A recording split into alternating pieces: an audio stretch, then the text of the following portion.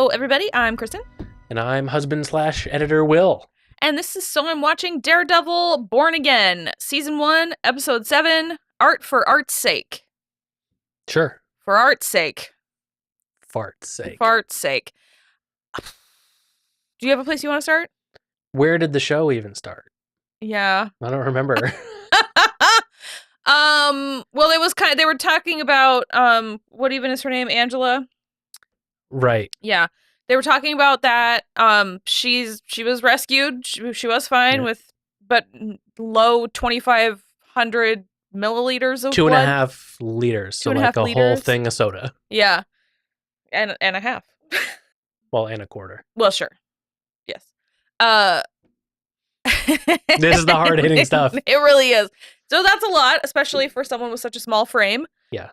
She remembers Daredevil being there, and she has said as such. The BB report has picked that up and is running with it as well, that he's around, because Fisk knows about it as well. Sure. Yeah. It doesn't become a problem until the end with Heather. Yeah. To the surprise of absolutely nobody, the kid Bastion that came to Heather's book reading is Muse. Yeah. And goodbye. What? Yeah, it felt really weird. Really rushed and too fast and also too slow, and I don't know. Like, I was definitely wrong when I said I thought the kid was too, like, scrawny to... Well, he won Taekwondo competition. Yeah, I just remembered that opening scene, or that scene where we meet him, I guess, to be that he was weird. I was just remembering his meekness in personality was, like, translating to his physically. But he was, like, the right size, I guess. I still don't think it was him in the... No, I don't think he was the one doing the stunts, but they would have hired someone kind of roughly the same size. I just don't know why we had to threaten Heather, I guess. I'm kind of unsure. We?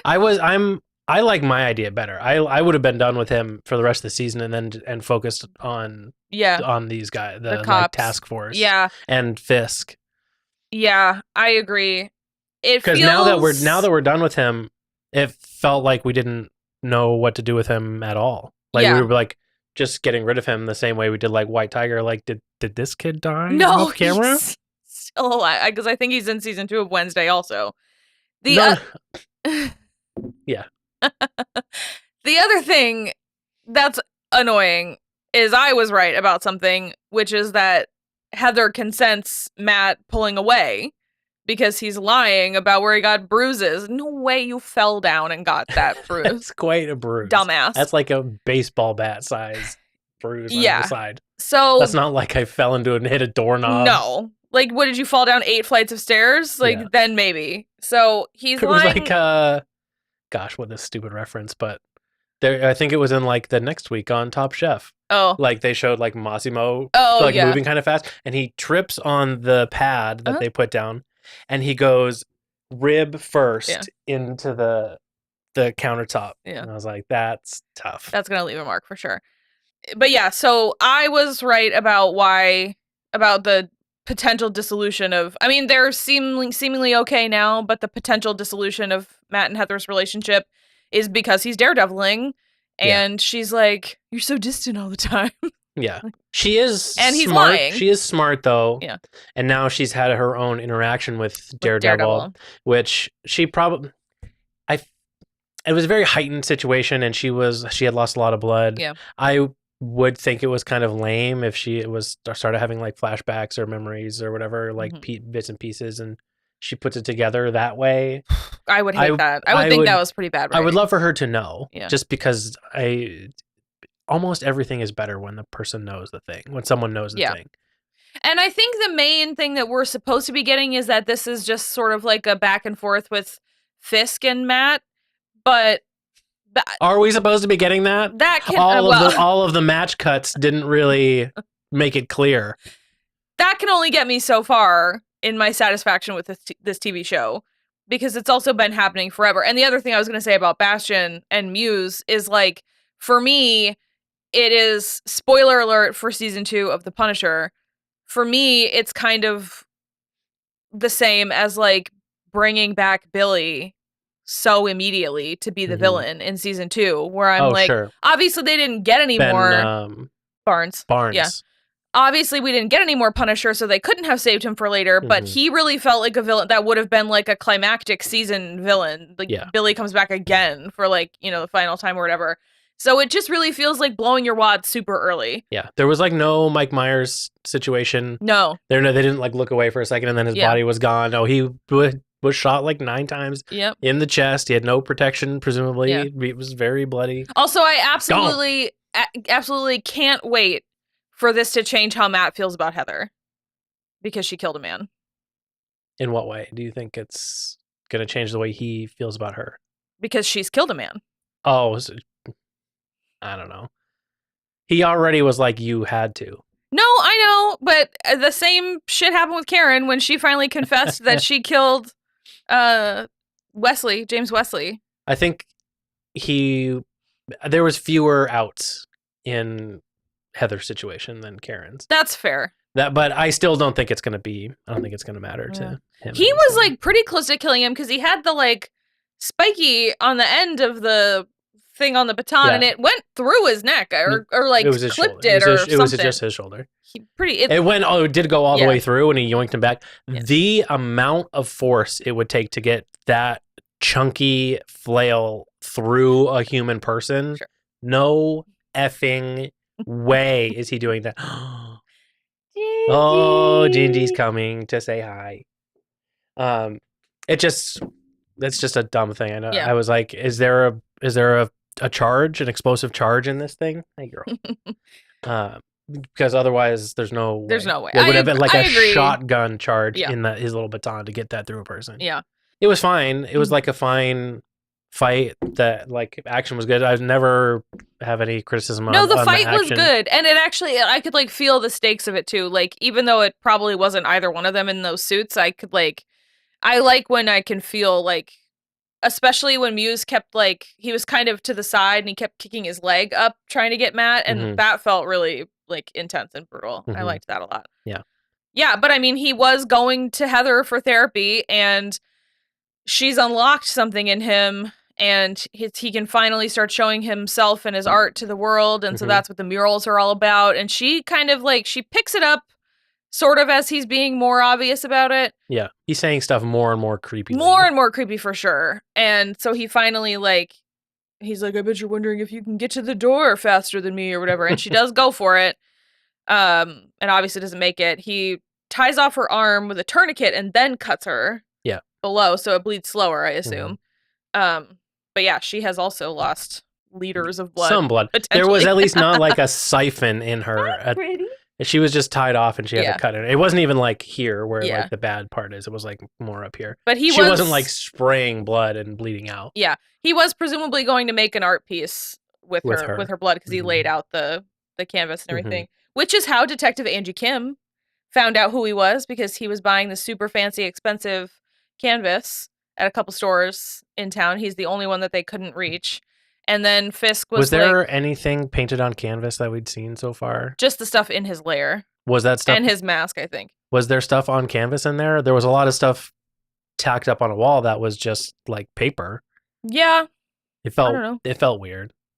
The whole Muse appears in episode 1 and then was he in episode 1? Him, the character. Oh, the kid, yeah. The kid. And then he kind of goes away for a while and then they find his, I don't know, it felt really stilted. Like he showed up when they weren't really sure what they needed to do to like fill time in an episode. And now I bet episodes 8 and 9 are going to be pretty nice full episodes of like stuff we want. But I feel like they maybe like needed one more episode or something. I don't know. I'm not in love with how I'm not in love with it either, especially because having just rewatched all 3 seasons, it's just of the like original show, there's obviously wasted stuff and, wasted moments and things that don't, play out entirely the way you think they're going to or whatever. But I think the original run of Daredevil is like pretty legit from start to finish. And those are 12 episode seasons. Certainly as like a template. And that's the thing that, which I'm going to I've been saying this every episode.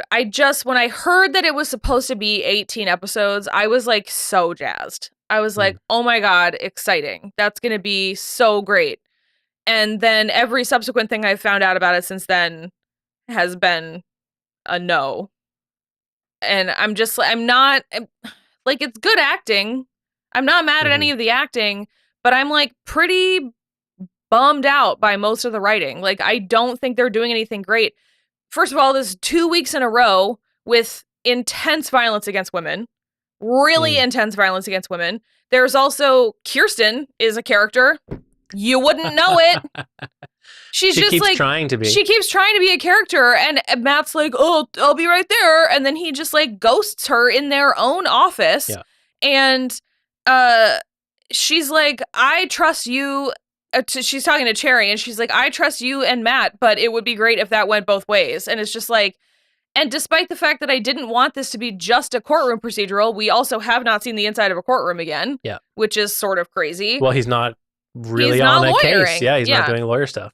So that's very frustrating. And then in the addition to the violence against women, we also were a white man threatening a woman of color to keep her mouth shut and lie to the public in this episode.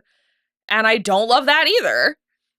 Also, I kind of can't wait for Michael Gandolfini to get his head bashed in. Well, I don't know if you've picked up on it yet. They are the bad guys. Yes, I'm aware. They are the bad ones. Thank you. There's a bad guy. Yeah. And a good girl. A good lady. Yeah. No, 100%. I for sure get it.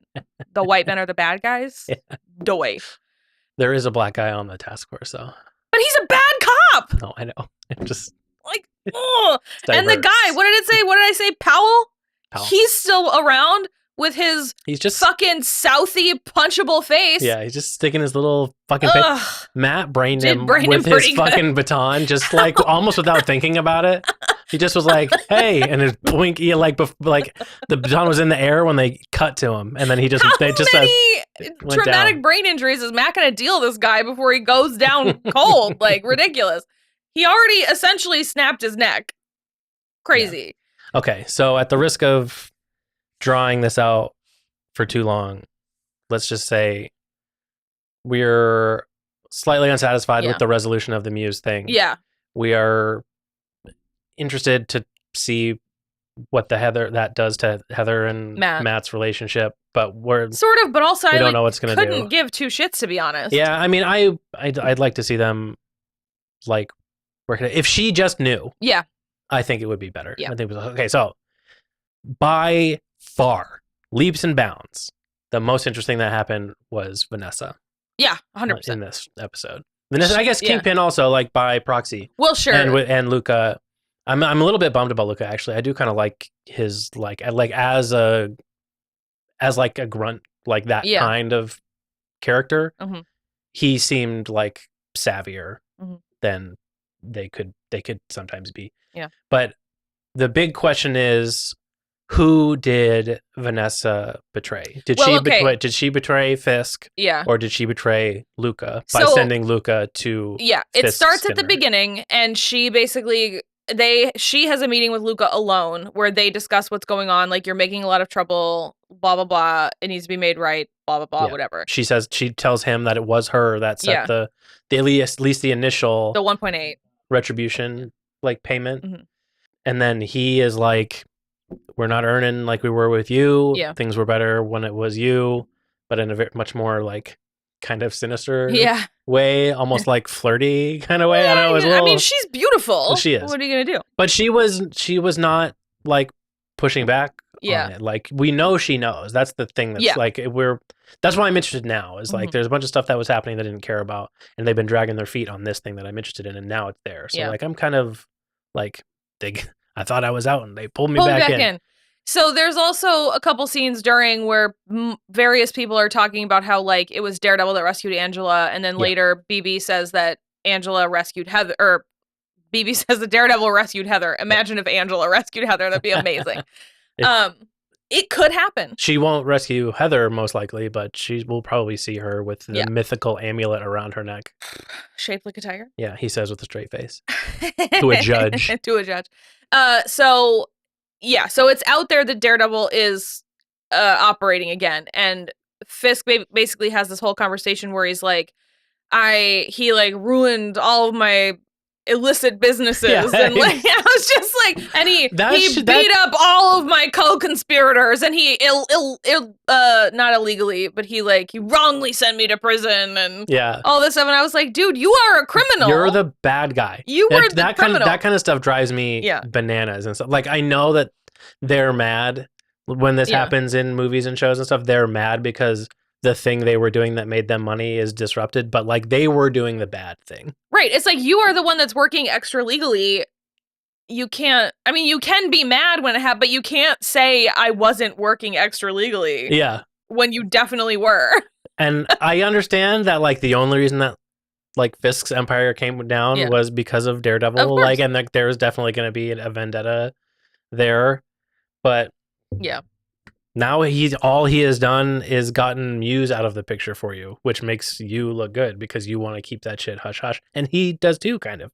Yeah. So he basically took all of the credit and then smiled like a psychopath on the news because he doesn't have human emotions. That's like the most rictusy grin I've ever seen. And so then, which I, just as an aside, like I've watched a couple of like interviews with the two of them, and he does just seem like a nice guy. He seems like a very like nice, big man. He has a nice big smile. So it's good. He's a good actor. The Cell's great. The Cell's so good. He's so spooky in that. That was one of the first movies that I remember being like, oh, I'm into film. Yeah. A Tarsem movie? It was Tarsem. Good. Good for you. Yeah. And it's kind of a horror movie too, so it kind of like split my dovetails. Yeah. Basically, once we get the like press conference for catching Muse, and they're the fucking Powell's holding up his mask, like I hate him. Fish. Yeah, it's ridiculous. So after we get that, then we get a shot of Vanessa. She's texting. It says he's at 34 Wilkins or whatever street. He's alone. He's alone. So we don't totally know what's happening for a minute, but then we see Luca get the text, and he gets there, and it's Fisk alone listening to a pretty rad old-timey song. Old-timey, like 50s. Yeah. 50s song. Doo-woppy. That's old-timey. And his back is facing the door. Crazy for like a gangster. Was a setup. No, well, yeah. But for who? So anyway, Luca walks in, and he's eating like a steak and potatoes. Vanessa texted Luca. That's what I said. Yeah, Vanessa texted Luca. And so he walks in, and Fisk is eating, and he gets his gun out to shoot him, and then he gets popped, and Buck was waiting in the shadows with a gun and a silencer. And Fisk just says, "Thank you, Buck. Would you please ask Vanessa if she wants me to bring her some fish home from this place?" Soul Millionaire, no. Again, I don't think that travels well. I don't know. I don't care. Sounds like it would not. It's not going far. Not be good. I don't know where Belmonte's is. I don't know. They're in New York, and he's the mayor. They're not taking that long to get one spot to another. We'll see. So yeah, I'm interested. Yeah. So we don't know who she was actually setting up. If she was setting up Luca to get him off the table, like to just be like, "This, you are a gnat in my face. Go away," or if she was actually trying to kill Wilson. It seems unlikely, but she is pretty unhappy. So with like what's going on, she might have found out about Adam. That could be. We didn't hear anything about Adam that, though. This time. Yeah. I do know who I'm rooting for. Okay. I want Vanessa to like be back in power in some way. I want her. So you want her to have been setting up Fisk. I want her to have been setting up Fisk. Okay. Yes. Right. I knew that wasn't going to be the resolution of this episode, because why would you kill Kingpin? But I do want her to have made a move like that to get back into her previous like power and get the like gears turning on her old like enterprise again. So at this point, I don't know why we're hanging on to Fisk so hard, other than that the show is called Daredevil and he needs an arch nemesis called Fisk. I just am not finding Wilson all that interesting. It's taking a really long, like I said, it's like I said it pretty early on, like we were moving towards two inevitabilities. One was Matt getting back in the Daredevil outfit and Daredeviling again, and he's been doing that. And the other is Fisk finding his way all the way back into his Kingpin persona. And we're on the way to that. And this, like him being ready and willing to have his assassin or sidekick shoot a guy and kill him. Which in this case, self-defense. I mean, the guy came in and had a gun out, and the dude shot him. He's like ready to be Kingpin again, and there was another shot in the show that I was like, I mean, this is a little bit. When he was like sitting on the windowsill, and like especially in his close-up, it's very like the edges were obscured by the curtain. It was very like closed in on him, like he's feeling in prison. He's very like his hands are tied. I'm in a prison of my own making. Yeah, exactly. So I don't know. I want to just like skip ahead like 10 episodes, because if we're just gonna like dilly dally, that's the finale of next season. Yeah.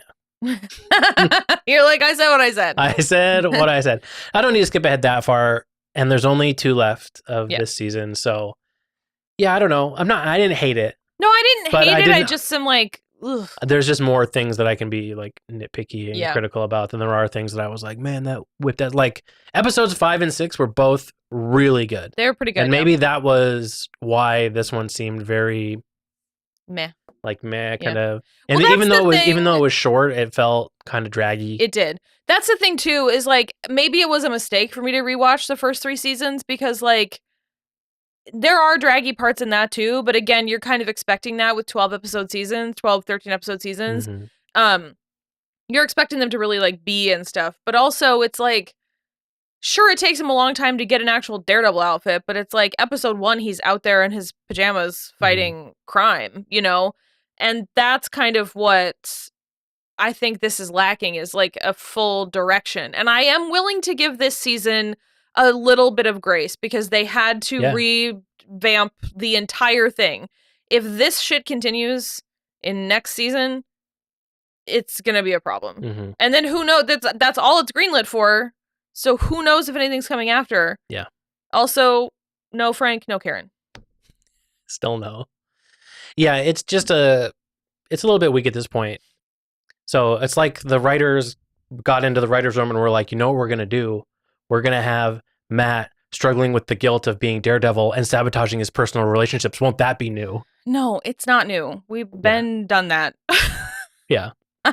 It's like, I just don't need that anymore. It is like in the realm of what they were doing on Netflix, but so much so that it feels like we're retreading stuff. Yeah, 100%. So it's very like New Hope, Force Awakens. Sure, absolutely. They're trying to get us with some like nostalgia stuff, and then maybe like the next season will be really different, but it's a little on the nose. It's a little retready right now. I can kind of get it. If you're trying to pull new people in, 100%, but it does feel like they're trying to like have their cake and eat it too. Marvel wants to like just land something. Yeah. Because they've been having a roughish time. Kind of ain't it. I'm not. It is absolutely serviceable. I'm not saying it's anywhere near as bad as. It's right in the middle. And it's definitely going to hinge on like how the next 2 episodes go. They've just like wrapped up so many storylines already. Yeah. That I'm like, where are we fucking going? No, 100%. Because it's like, obviously the White Tiger was by necessity. Yep. But then now we've wrapped up Muse, which I thought was going to, like you said, be kind of ongoing into the next 9 episodes. Yeah. And so though they're both gone. And then now are we just going to talk about cops? Ugh. I don't know, man. Yeah. I'm enjoying it enough, but like my patience is running thin. Yeah, I agree. I would hope that alongside doing the like cop stuff, we also are getting more of what Vanessa's doing. Yeah, for sure. She's definitely the most compelling part. I agree. Right now for me. Definitely. Like I said, I really did love episodes 5 and 6. This one just fell a little short for me. I agree. Well, we'll see. We will see you next week. Same time, same place. Yep. Let us know what you think. Like and subscribe, and we'll see you next week. Bye. Bye.